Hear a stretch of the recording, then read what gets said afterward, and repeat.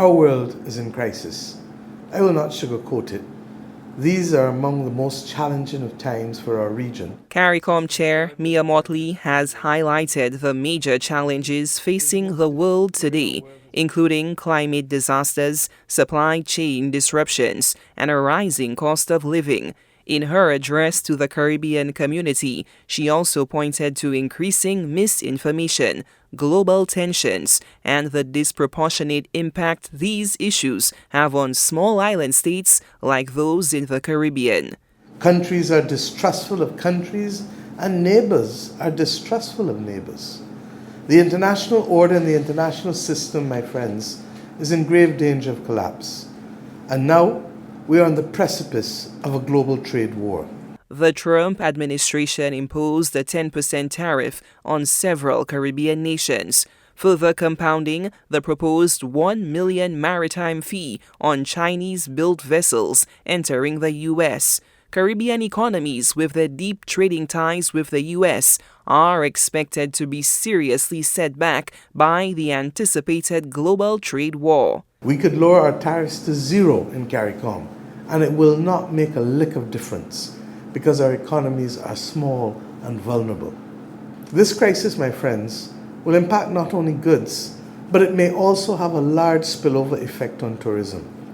We suggest that the region take steps to sustain the tourism industry, as likely worsening conditions in many of our source markets will have negative impacts on people's ability to travel. We call on our regional private sector and the tourism sector to come together and to work with governments to collaborate for an immediate tourism strategy to ensure that we maintain market share numbers as a region.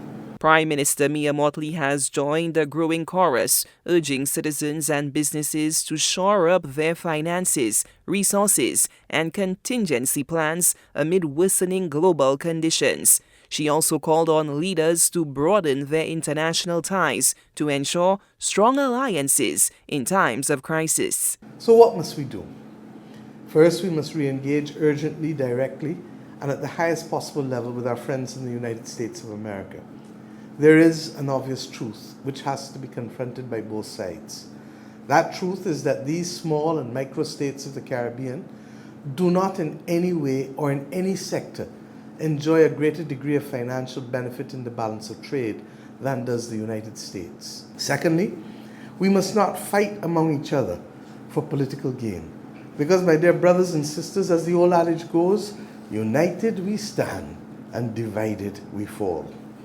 Thirdly, we must redouble our efforts to invest in Caribbean agricultural production and light manufacturing.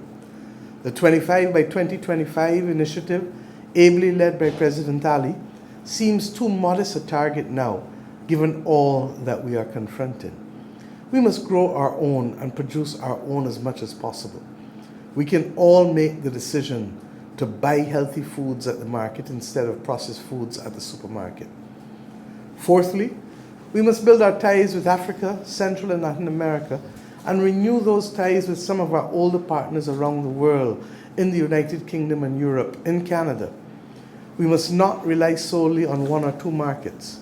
The CARICOM chair called for citizens and businesses to buy local and regional, stressing that unity within the Caribbean could improve the region's chances of weathering the storm. She also sent a clear message to U.S. President Donald Trump, signaling the region's concerns over recent trade actions. We welcome your people to our shores and give them the holidays, and for many of them, the experiences of a lifetime.